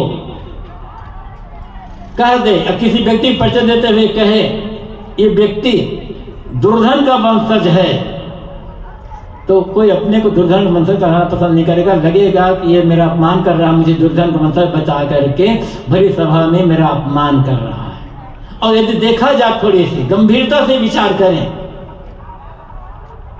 तो हम दुर्योधन के वंशज हैं यदि सच को जानकर ग्रहण नहीं कर पाते हैं और असत को जानकर त्याग नहीं कर पाते। जो भी व्यक्ति कोई हो, बात साधु गृहस्थ की नहीं है, जो जानते हुए भी सच को ग्रहण नहीं कर पाता, सदाचरण पर चल नहीं पाता, और जानते हुए भी दुराचरण का त्याग नहीं कर पाता, असत्य अधर्म का छोड़ नहीं पाता, वो हर व्यक्ति दुर्योधन का वंशज ही कहलाएगा। अब ऐसा कहलाना किसी पसंद नहीं होता। साहब यहाँ चोट करते हैं हमारी कमजोरी पर। जानबूझ जो कपट कर होते यह संबंधों को, जानबूझकर जो कपट कर रहा है, जानबूझकर गलत रास्ते में जा रहा है, उसके जैसा अभागा दूसरा और कोई नहीं होगा। कहीं कबीर ते मूढ़ को भला कौन विधि होई। सदगुरु कबीर कहते हैं ऐसे मूढ़ व्यक्ति का कल्याण कैसे हो सकता है, उसका सुधार कैसे हो सकता है। कहा था कि अज्ञानी को समझाया जा सकता है, जिसे ज्ञानी होने का अहंकार है, जिसे लगता है मैं तो सबको जानता हूं, मैं तो खुद दूसरों को समझाता हूं, ऐसे व्यक्ति को समझाना असंभव जैसा है। कम से कम जितनी हमारी समझ है उस समझ के अनुसार से ऐसे व्यक्तियों में हम अपनी गणना न होने दें तो ज्यादा अच्छा रहेगा, क्योंकि ऐसा करके हम अपना कल्याण का काम नहीं कर सकते हैं। अब पहली पंक्ति में हम आते हैं। सदगुरु कबीर कहते हैं नर हरि लाग। दांव विकार बिन ईंधन मिले न बुझावन हारा। ऐ नर, ऐ लोगों, तुम हरि में लगो, क्योंकि तुम्हारे भीतर दावाग्नि लगी हुई है, और ये ऐसी दावाग्नि है जिसमें बाहर का कोई ईंधन नहीं है। ये बाहर बिना ईंधन की दावाग्नि है। अब यदि कहा जाए कि सचमुच जो ईंधन नहीं है, कैसा ईंधन है भी? ये कौन सा ईंधन है? विकारों का ईंधन। आग कहीं जलती है तो कोई ना कोई ईंधन चाहिए। लकड़ी, कोयला, कंडा, कागज, कपड़ा, घास फूस, तेल, पेट्रोल, कुछ भी ईंधन होगा, जलावन आप कर सकते हैं, तभी आग लगती है। बिना ईंधन के आग जल नहीं सकती है। लेकिन साहब कहते तुम्हारे भीतर जो आग लगी हुई है, तो है तुम्हारे भीतर जो दावाग्नि लगी हुई है, ये ऐसी दावाग्नि है, एक ऐसी आग है जिसमें बाहरी ईंधन नहीं है। ये ईंधन दिखने वाला ईंधन नहीं है, क्योंकि किसके भीतर में कौन सी आग लगी है क्या पता है। इस जग जरते देखिया अपनी अपनी आग। साहब कहते हैं मैं संसार सारे लोगों को अपनी अपनी आग में जलते हुए देख रहा हूं। हर व्यक्ति जल रहा है। वो धन्य है जिसका जलना बंद हो गया है। और वो वही व्यक्ति होगा जो संतों की संगति में लगकर धर्माधर्म, कर्तव्य कर्तव्य, साथ झूठ, सत्य असत्य को पहचान कर असत्य, झूठ, अधर्म, अकर्तव्य का त्याग करके अपने को निरंतर शोधने में लगा होगा। वही व्यक्ति जलने से बचेगा, क्योंकि उसके भीतर की आग बुझ गई है। अब किसके भीतर कौन सी आग लगी हुई है, कौन कौन जल रहा है, ये हमें जानने का आवश्यकता नहीं है। जानकर हमारा कोई लाभ भी नहीं होगा। हमें अपने भीतर की आग कर सकते हैं, अपनी अपनी आग।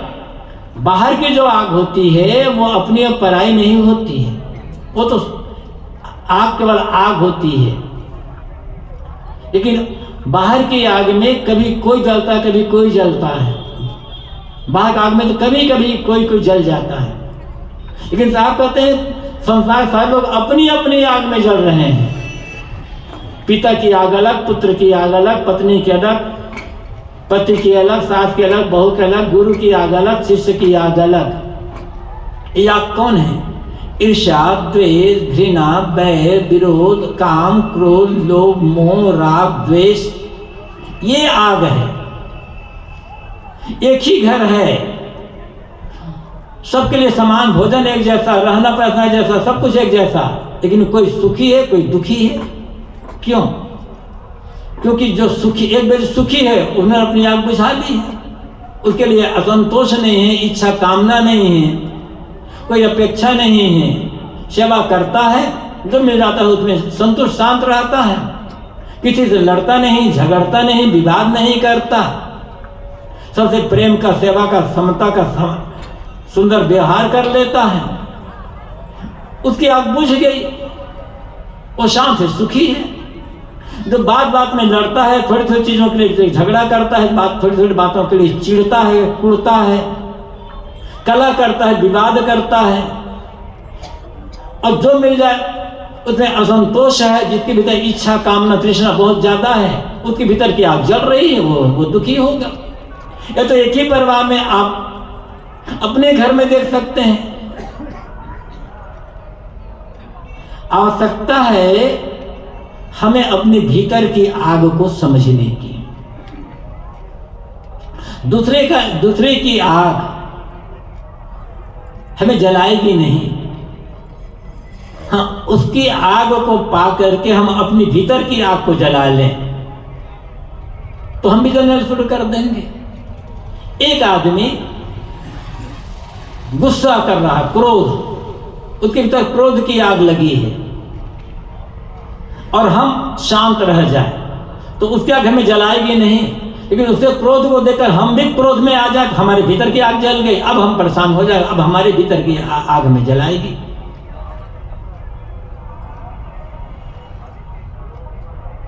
दूसरे को दोष देना कि अमुक आदमी के कारण से मैं दुखी हूं, झूठ बात है। हम दुखी होते हैं अपनी कमी के कारण, अपनी कमजोरियों के कारण। दूसरा आदमी हमें गाली दे सकता है, हमारी निंदा बुराई कर सकता है, हमारी किसी चीज को बिगाड़ सकता है, हमें एक दो चाटा मार भी सकता है, लेकिन हमें दुखी नहीं कर सकता। दुखी हम तब हो गए जब हम उस निंदा बुराई से, गाली से, नुकसान से अपने को जोड़ लेंगे तब। ठीक है, उसका मन गाली देने का है, दे, हम उस गाली से अपने को न जोड़ें। उसने निंदा की, बुराई की, ठीक है, हम न माने, हमने समझ लें कि ये निंदा बुराई किसी और की हो रही है तो हमारी भीतर की आग नहीं लगी, हम दुखी नहीं होंगे। हम ये चाहें कि कोई हमारे बारे में कुछ गलत ना करे, हमारी निंदा बुराई ना करे, हमारे लिए शब्द का प्रयोग ना करें। हर आदमी हम जहाँ जाएं हमारा सम्मान करे, हमारी इज्जत करे, हमें ऊंची जगह दे, हमें प्रणाम करे, तो ये कभी होने वाला नहीं है। कोई निंदा करता है, कोई प्रशंसा करता है, कोई गाली देता है, कोई हाथ जोड़ता है, हाथ जोड़ने वाले को हाथ जोड़ने में खुशी हो रही है, निंदा करने वाले को निंदा करने में खुशी हो रही है, सम्मान करने वाले को सम्मान करने में खुशी हो रही है, अपमान करने वाले को अपमान करने में खुशी हो रही है। दोनों अपने अपने खुशी के लिए कर रहे हैं। और जब हम उनसे जोड़ लेंगे ना अपने को, तब हम सुखी दुखी होंगे। किसी ने हमारी बड़ाई की, हमारी प्रशंसा की, हमारा सम्मान किया, उससे जोड़ लेंगे तो हम खुश हो जाएंगे, हम हर्षित हो जाएंगे, हम प्रसन्न हो जाएंगे। कोई निंदा किया, बुराई की या गाली दी या उसे जोड़ लेंगे तो हम दुखी हो जाएंगे, नाराज हो जाएंगे। जोड़े ना तो हमारे भीतर की आग नहीं जलेगी। लेकिन हम जोड़ते जा, हम जोड़ते, उन्होंने ऐसा कहा, उन्होंने ऐसा कहा, उन्होंने ऐसा कहा, हम जोड़ते चले जाते हैं। और ये जोड़ना एक बार नहीं होता है। किसी ने हमें गाली दी, चलो दुखी होना है, उसी समय दुखी हो जाओ, ठीक है। यदि गाली से दुख होता है, किसी ने गाली दी, सुने, उन्होंने गाली कितने दी, गाली देने कितना समझता, कुछ सेकंड लगता है, सुने, उतने समय दुखी हो जाओ, बस खत्म हो गया मामला। लेकिन ऐसा नहीं होता है। उस गाली से हम 2 दिन, 2 महीना, 2 साल, 10 साल, 20 साल का मिल, उन्होंने मुझे सबके बीच में 10 साल पहले गाली दी थी, गाली उन्होंने 10 साल पहले दी थी, दुखी अभी हम आज हो रहे हैं। क्यों? 10 साल तक हम लगातार अपने को उस गाली से जोड़ करके रखे हुए हैं। हो तो गाली देने वाला भूल भी गया होगा, 10 साल पहले या इतना दिन पहले मैं इसको गाली दी थी और क्या गाली भूल गए, लेकिन हमें आज भी याद है उन्होंने अमुक गाली दी थी हमको, हम 10 साल से लगातार जोड़े हुए हैं उसको। फिर भी मानते हैं कि हम बड़े समझदार हैं, बड़े बुद्धिमान हैं और बड़े ज्ञानी हैं। ज्ञानी होते तो उसको याद न करते, उसी क्षण भुला गए होते।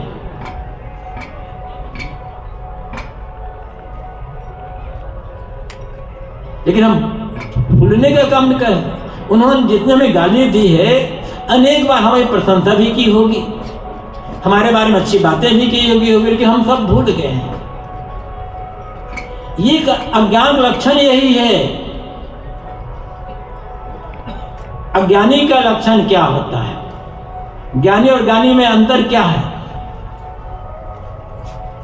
अज्ञानी वह है जो अच्छी बातों को जल्दी भूल जाता है और गलत बातों को मजबूती से पकड़ कर रखता है, लंबे समय तक याद करता रहता है।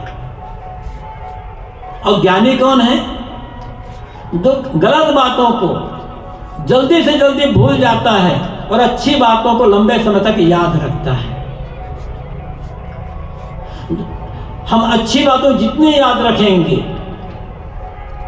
उतना हम सुखी रहेंगे, हम प्रसन्न रहेंगे, भीतर की हमारी आग बुझेगी। और गलत बातों को हम जितने याद रखेंगे उतने भीतर की आग अधिक से अधिक जलती रह जाएगी। अब ये सोचना यह है कि भीतर की आग को अधिक से अधिक जला करके उस आग में हमें जलते रहना है, पीड़ित होते रहना है, या उस आग को बुझाकर शीतल पानी में स्नान करके शीतल शांत होना है। समझदारी किसमें है, ये बात समझने की है। ये सदगुरु कबीर तो ये कहते हैं कि इस जग जड़ते देखिए अपनी अपनी आग, अपनी अपनी आग में पूरा संसार जल रहा। उन्होंने साहब ने पूरे देख करके अनुभव करके कहा है। आवश्यकता है अपने भीतर की इस आग को बुझाने की। बाहर आग जलने की साधन रहेंगे, बाहर हमारे बारे में कोई कुछ न कहे यह असंभव है। हम हमारे भीतर क्या लेकर चलते हैं, जरा कल्पना करो।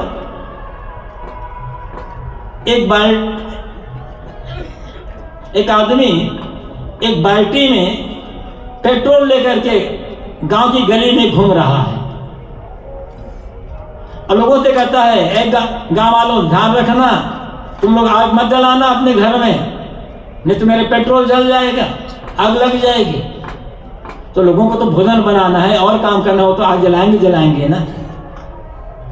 पेट्रोल लेकर, बाल्टी में पेट्रोल लेकर घूमने वाले आदमी को सदैव डर रहेगा कि कोई लोग आग न जलाए, लेकिन लोग तो आग जलाएंगे। कैसे मना कर सकते हैं, वो तो काम में रुक जाएगा तब। लेकिन वही आदमी यदि बाल्टी में पानी भरकर घूम रहा हो तब उसे डर रहेगा।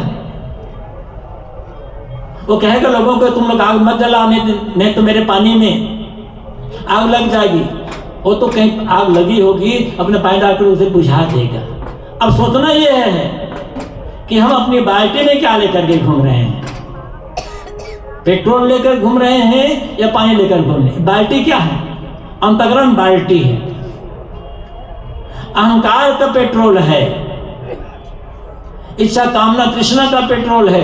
तो लोग तो अपना अपनी आग जलाएंगे। कोई निंदा करेगा, कोई बुराई करेगा, कोई गाली देगा, कुछ करेगा, वो आग जलाना है। हमारी बाल्टी में यदि पानी है, हमें चिंता ही नहीं होगी कि लोग क्यों आग जला रहे हैं, शांत हो जाएंगे, शीतल हो जाएंगे। अब हमारे भीतर क्या है, भीतर पेट्रोल रखना है या भीतर पानी रखना है। हर आदमी स्वतंत्र है। पानी है तो दुखी होने का कोई कारण नहीं, और पेट्रोल है तब तो जिंदगी भर दुखी होते रहना है।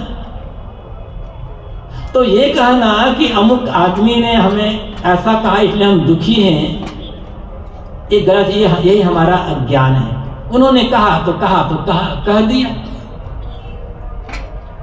उनका उनके पास, हमारा हमारे पास। उनकी गाली हम ना लें तो हम दुखी क्यों होंगे। तो बात यह है, साहब कहते हैं इस जगह लड़ते देखिए अपनी अपनी आग, पूरा संसार अपनी अपनी आग में जल रहा है। लेकिन हमें दूसरों के आग की चिंता करने की आवश्यकता नहीं है। हमें चिंता करना है अपने भीतर की आग की, कि हमारे भीतर की आग पहले की अपेक्षा और अधिक धधक रही है या बुझती चली जा रही है।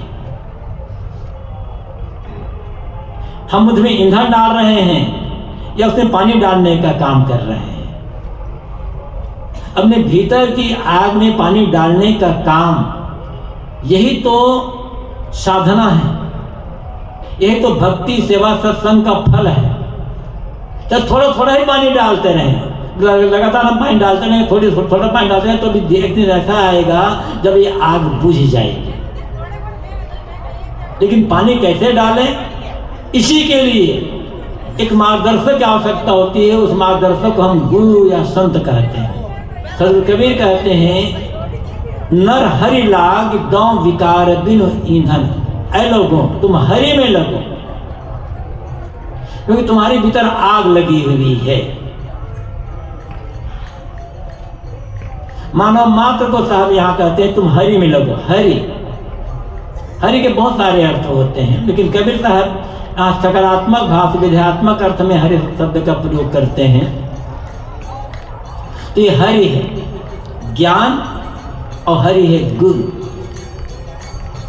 गुरु की शरण में लगो। तो गुरु शरण में क्यों लगना है? क्योंकि ज्ञान की गुरु ज्ञान दाता है, ज्ञान दान करने वाला। जितना हम गुरु की शरण में लगेंगे, गुरु शरण में लगने का अर्थ क्या है? गुरु के उपदेशों का जीवन में आचरण करना, पालन करना, ये गुरु शरण में लगना है। हम गुरु की भक्ति तो करें, आवश्यक है वो। गुरु शरण में जाना है तभी तो हम भक्ति करेंगे, लेकिन गुरु की भक्ति तो करें और गुरु की शिक्षा का, गुरु के उपदेश का जीवन में पालन न करें तो हम अभी बाहर से जुड़े हुए हैं, भीतर से नहीं जुड़ पाए हैं। भीतर से जुड़ना तब होगा या आग तब बुझेगी जब हम गुरु के उपदेश से अपने को जोड़कर रखेंगे। मतलब क्या है? गुरु उपदेश का पालन करना, याद रखना होगा। दवा, औषध कितनी महंगी क्यों ना हो, हम दवा का नाम जानते हैं, दवा का गुण जानते, दवा क्या काम आएगी ये जानते तो हैं, किंतु दवा का सेवन नहीं करते हैं। तो दवा का नाम, दवा कहाँ बनी है, क्या नाम है, ये दवा का क्या काम है जानते हैं, खाते नहीं हैं, तो जानने से हमारा रोग दूर नहीं होने वाला है। दवा का नाम बिल्कुल ना जाने, कहाँ बने हैं, क्या काम करते ना जाने। जैसा डॉक्टर ने कहा है खाने का उस अनुपात में बराबर दवा का सेवन करते हैं तो हमारा रोग दूर हो जाएगा। यही बात जीवन के संदर्भ में भी लागू होती है। हम बातें बहुत ऊंची ऊंची जानते हैं, लेकिन उसका सेवन नहीं करते, उसका खुद आचरण नहीं करते। आचरण खाना क्या है, यहाँ दवा खाना क्या है, जो जानते हैं उनका आचरण करना। थोड़ा जाने, कल्याण के लिए बहुत जानना जरूरी नहीं है। तमाम विषयों को जाने, बढ़िया प्रवचन करना जाने, भजन करना जाने, उपदेश करना जाने, या बढ़िया बढ़िया लेख लिखना, किताब लिखना जाने, कोई जरूरी नहीं है। ये सब किए बिना भी आत्मकल्याण का काम किया जा सकता है। बस जब थोड़ा ही जानते हो, जितना जानते हैं उनका जीवन में आचरण करना। अब निर्देश करने वाले गुरु होते हैं। इसलिए संत कबीर कहते हैं नर हरि लाग। मनुष्य तू गुरु की शरण में जा, गुरु में लग और गुरु से ज्ञान प्राप्त कर।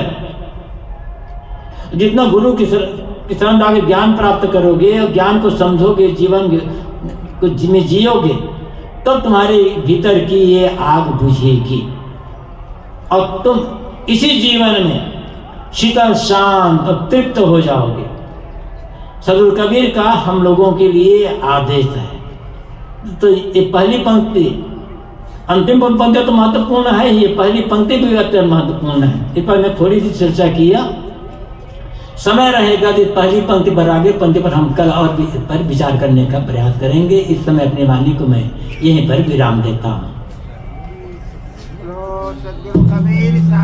मोर हीरा हिराएगा कचरे में, मोर हीरा हिराएगा कचरे में, कचरे में मोरे कचरे में, मोर हीरा हिराएगा कचरे में, मोर हीरा हिराएगा कचरे